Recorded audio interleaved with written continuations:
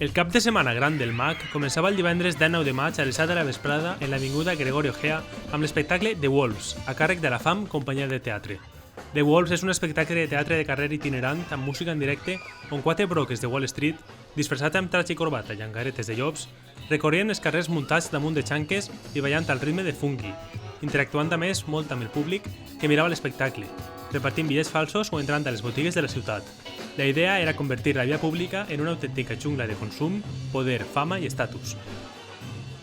El espectáculo, como veis, es una estructura, arriba va un músico con música en directo y 4 zancudos que acompañan. Y hace una historia sobre los brokers, ¿no? Sobre el poder del dinero, que tú vas con dinero y te lo compras todo y bueno, tampoco voy a desvelar mucho, pero bueno, que vamos comprando cosas de Mislata en este caso.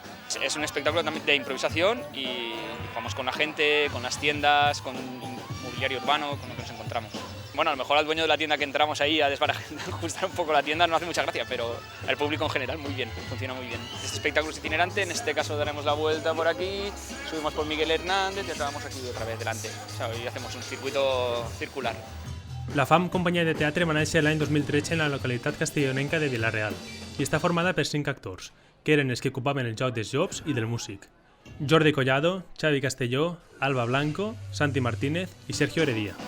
En este espectáculo hago de zancudo y nos ha tocado venir hoy a Mislata, al MAC, a disfrutar y hacer disfrutar.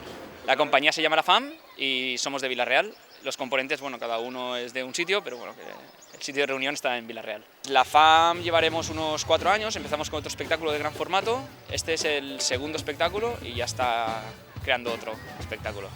Des de la companyia agraeixen l'existència d'un festival d'aquest tipus que potencia la cultura al carrer i que al final del que es tracta és d'apropar a la gent a l'art escènic.